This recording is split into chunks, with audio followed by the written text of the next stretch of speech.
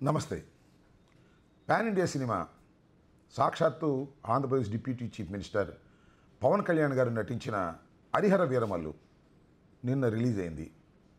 చాలా ఉత్కంఠతతో రాష్ట్ర ప్రజానీకమే కాదు, దేశ ప్రజానీకం కూడా ఎదురు చూశారు. ఈ సినిమా సక్సెస్ అవుతుందా, ఫ్లాప్ అవుతుందా అనేది అందరూ ఎదురు చూసినటువంటి అంశం. దీనికి ప్రధానమైన కారణం ఏంటంటే, చాలా రోజుల తర్వాత పవన్ కళ్యాణ్ గారి సినిమా రావటం. అంటే బ్రో సినిమా తర్వాత సుమారుగా 2 సంవత్సరాలు అయింది. ఆ సినిమా తర్వాత ఇవాళ హరిహర వీరమల్లు రిలీజ్ అవుతుంది. చాలా పెద్ద గ్యాప్తో రిలీజ్ అవుతున్నటువంటి చిత్రం కాబట్టి ఇది ఎలా ఉంటుంది, ఇది విజయవంతం అవుతుందా కాదా అనేది ఉత్కంఠతో ఎదురు చూసినటువంటి అంశం. ఇంకొక అంశం ఏంటంటే, ఈ సినిమా విజయవంతం కావాలని అందరూ కోరుకున్నారు. నేను కూడా ట్వీట్ చేశాను, పవన్ కళ్యాణ్ గారి Harihara Veeramallu super duper hit అయి కనకవర్షం కురిపించాలని కోరుకున్నాను అని ట్వీట్ చేశాను. దీని మీద చాలామంది విమర్శలు చేశారు, కొంతమంది పొగిడారు, ఒక చర్చ జరిగింది. దీనికి ప్రధానమైన కారణం ఏంటంటే, పవన్ కళ్యాణ్ గారు మా రాజకీయ ప్రత్యర్థి, ఒక విధంగా రాజకీయంగా శత్రుత్వం కలిగినటువంటి వ్యక్తి. ఆయన సినిమా విజయవంతం కావాలని అంబటి రాంబాబు గారు కోరుకోవటం ఏమిటి అనేది చాలామంది ప్రశ్న. నేను ఒక విషయాన్ని చాలా స్పష్టంగా ఈ సందర్భంగా చెప్పదలుచుకున్నాను. చిరంజీవి గారి ఫ్యామిలీ అంటే మాకు కాస్త గౌరవం. కారణం ఏంటంటే, చిన్న స్థాయి నుంచి కష్టపడి పైకొచ్చి తెలుగు చలనచిత్ర సీమలో ఒక అగ్రశ్రేణి నటులుగా వారు గుర్తింపు పొందారు. ముఖ్యంగా చిరంజీవి గారు వారు మరింత పైకి వెళ్ళాలని, మరింత విజయాలు సాధించాలని మేము కోరుకోవటం అనేది మాకున్నటువంటి లక్షణం. ఆ క్రమంలోనే పవన్ కళ్యాణ్ గారి సినిమా కూడా అద్భుతంగా ఆడాలని ఇప్పుడే కాదు ఎప్పుడూ కోరుకుంటూ వచ్చాం. ఈసారి ప్రత్యేకంగా ట్వీట్ చేయడానికి గల కారణం ఏమిటంటే, ఆ సినిమా 2020లో ప్రారంభమైంది. చాలా గ్యాప్ తర్వాత రిలీజ్ అవుతుంది. ఏఎం రత్నం గారు దానిలో పెట్టుబడి పెట్టి చాలా ఇబ్బందులకు గురయ్యారు. పవన్ కళ్యాణ్ గారు ఖాళీ లేక కాల్ షీట్లు ఇవ్వక చిత్రం సకాలంలో పూర్తి కాలేదు. 20 నుంచి 25 వరకు 5 సంవత్సరాల పాటు ఆ సినిమా రిలీజ్ కాకోకుండా ఉండిపోయింది. అందువల్ల అవుట్డేట్ అయిపోతుందనేటువంటి భయం కూడా చాలామందిలో ఉంది. ఏఎం రత్నం గారు ముందుగా ఈ చిత్రాన్ని క్రిష్కి డైరెక్టర్గా ఇచ్చారు. ఆయన కూడా 5 సంవత్సరాలు అయ్యేసరికి ఉండలేక వెళ్ళిపోయాడు. చివరికి జ్యోతి కృష్ణని వాళ్ళ అబ్బాయి, ఆయన కూడా డైరెక్టరే, ఆయన చేత డైరెక్ట్ చేయించుకుని ఎట్టకేలకు చిట్ట చివరకు సినిమా రిలీజ్ చేసుకున్నారు. ఈ సందర్భంగా నేను గతంలో ఒక వీడియో కూడా చేశాను. పవన్ కళ్యాణ్ గారు రాజకీయ బిజీలో పడి ఉన్న చిత్రాలను పూర్తి చేయటం లేదు, అందువల్ల నిర్మాతలు తీవ్రంగా నష్టపోతున్నారు, కాబట్టి తక్షణమే మీరు పూర్తి చేయటం మంచిది అని ఒక సలహా కూడా నేను ఇవ్వటం జరిగింది. ఆ వీడియో కావాలంటే మరొకసారి చూసుకోండి. ఇదే కాదు, ఓజీ ఉంది, దానితో పాటు వస్తాద్ భగత్ సింగ్, ఈ 2 కూడా ఉన్నాయి. ఇవి అవుట్డేట్ అయిపోతున్నటువంటి సందర్భం. ఇలాంటి క్లిష్ట పరిస్థితుల్లో ఏఎం రత్నం గారికి కనకవర్షం కురవాలని నేను కోరుకున్నాను. కనకవర్షం కురవాలని కోరుకున్నానంటే, అధికార దుర్వినియోగాన్ని చేసి అడ్డగోలుగా జీవోలు ఇప్పించుకుని తద్వారా ప్రజల దగ్గర నుంచి డబ్బు కాజేయాలనేది నా ఉద్దేశం కాదు. ఇవాళ పవన్ కళ్యాణ్ గారు కూడా చేసింది అదే. అడ్డగోలుగా జీవోలు ఇష్యూ చేయించుకున్నారు, ముఖ్యంగా ఆంధ్రప్రదేశ్ ప్రభుత్వం చేత. ఆంధ్రప్రదేశ్ ప్రభుత్వం అంటే ఆయన ప్రభుత్వమే. ఒక్కొక్క టిక్కెట్కి 600 రూపాయలు పెంచుకునేటటువంటి కార్యక్రమం. ఆ విధంగా జీవో ఇష్యూ చేసిన ఆంధ్రప్రదేశ్ ప్రభుత్వం అంటే ఏంటండి, నాకు అర్థం కాలేదు. ఒక సినిమా మొదటి రోజు చూడాలి అంటే 750 రూపాయలు పెట్టి థియేటర్కి వెళ్ళాలి. ఒక ఫ్యామిలీ 750 రూపాయలు పెట్టి థియేటర్కి వెళ్ళాలంటే, 4 వెళ్ళాలంటే ఎంత అవుతుంది? ఈ విధంగా దోపిడీ చేసే కార్యక్రమాన్ని పవన్ కళ్యాణ్ గారే సాక్షాత్తు చేయటం ధర్మమేనా? సినిమా బాగుంటే ఏ రేటు ఉన్నా ఆడుతుంది అనేది అందరికీ తెలిసినటువంటి సత్యం. ఇది నేను చెప్పినటువంటి అంశం కాదు. నారాయణమూర్తి గారు ఒక చిన్న నిర్మాత, దర్శకుడు, ఆయన చెప్పాడు, సినిమా బాగుంటే ఆడుతుంది, బాగోపోతే రేటు పెట్టినా ఆడదు, రేటు పెట్టకపోయినా ఆడదు అనేది ఒక నగ్న సత్యం సినిమా ఫీల్డ్లో.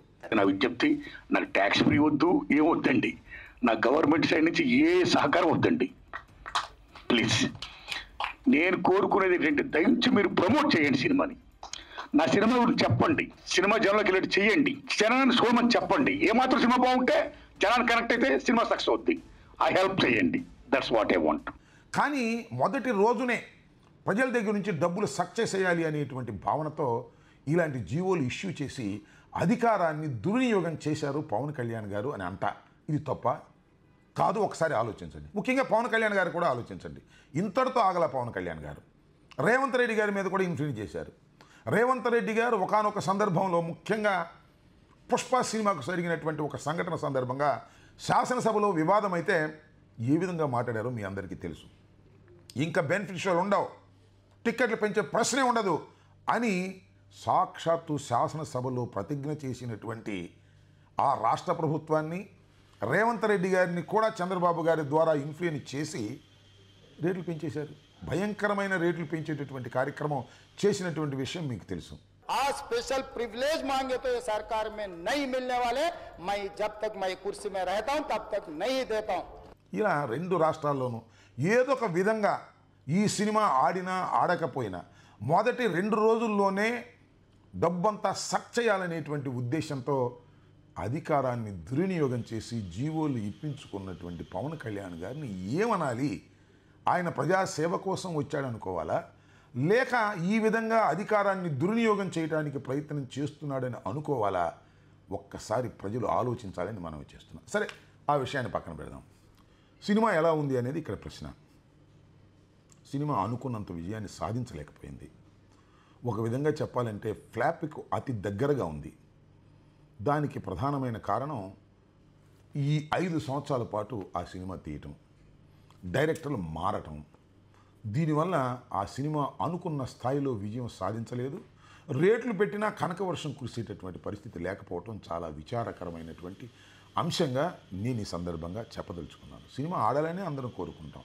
ప్రధానంగా నేను మరొక్కసారి చెప్పదలుచుకున్నది ఏమిటంటే, పవన్ కళ్యాణ్ గారు మాకు రాజకీయ ప్రత్యర్థే తప్ప సినిమా ప్రత్యర్థి కాదు.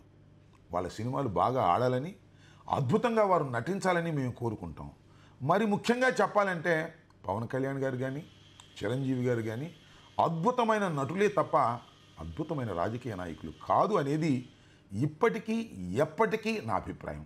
రాజకీయంగా వారు అంతగా మెచ్యూరిటీ లేనటువంటి వ్యక్తులు, రాజకీయంగా వారు ప్రజల దగ్గరికి వెళ్ళలేనటువంటి మనుషులు, రాజకీయంగా విజయం సాధించలేనటువంటి వ్యక్తులు, ఎవరి కోసమో ఉపయోగపడే వ్యక్తులే తప్ప స్వయం ప్రకాశితులు కాదు అనేది ఇప్పటికీ ఎప్పటికీ నా నిశ్చిత అభిప్రాయం అని ఈ సందర్భంగా నేను చెప్పదలుచుకున్నా. ఏది ఏమైనా హరిహర వీరమల్లు విజయం సాధించకపోయినా అధికారాన్ని మాత్రం దుర్వినియోగం చేశారు పవన్ కళ్యాణ్ గారు. ఇది సరైనటువంటి విధానం కాదు, మంచి పద్ధతి అంతకంటే కాదు అని మాత్రం స్పష్టంగా చెప్పదలుచుకున్నా. ఇంకా మిగిలి ఉన్నటువంటి 2 చిత్రాలు ఓజీ, ఉస్తాద్ భగత్ సింగ్, ఈ 2 సాధ్యమైనంత తొందరలో రిలీజ్ అయ్యే విధంగా చేసి ఆ నిర్మాతల్ని సపోర్ట్ చేయండి, వారిని కాపాడండి. ఫ్లాప్ అవుతాయో సెక్స్ అవుతాయో అది వేరే అంశం. ముందు వారు ఒక టెన్షన్ నుంచి రిలీజ్ అవుతారు. ఇంకా రాబోయే కాలంలో మీరు చిత్రాల్లో నటిస్తారా లేదా అది వేరే అంశం. కాబట్టి తక్షణమే మీరు ఆ 2 చిత్రాల్లో నటించి విడుదల అయ్యే విధంగా చేసి నిర్మాతలకు ఊరట కలిగించవలసిందిగా కోరుతున్నాను. అదేవిధంగా ఇంకొక అంశాన్ని కూడా చెప్పదలుచుకున్నాను. తణుకులో నిన్న సినిమా రిలీజ్ అవుతున్నటువంటి సందర్భాన్ని పురస్కరించుకొని మీ అభిమానులు మా నాగేశ్వరరావు గారు వ్యాన్ వెళుతుంటే ఆ వ్యాన్ మీద ఎక్కి తొక్కి గందరగోళం చేశారు. ఇలాంటి అంశాలను ఖండించండి, వారిని కంట్రోల్ చేయండి. చేయకపోతే మూల్యం మీరు చెల్లించాల్సినటువంటి పరిస్థితులు ఏర్పడతాయనే విషయాన్ని కూడా గుర్తుపెట్టుకోవాల్సిందిగా కోరుతూ సినిమా అంతగా విజయం సాధించలేనందుకు చింతిస్తూ సెలవు తీసుకుంటున్నాను.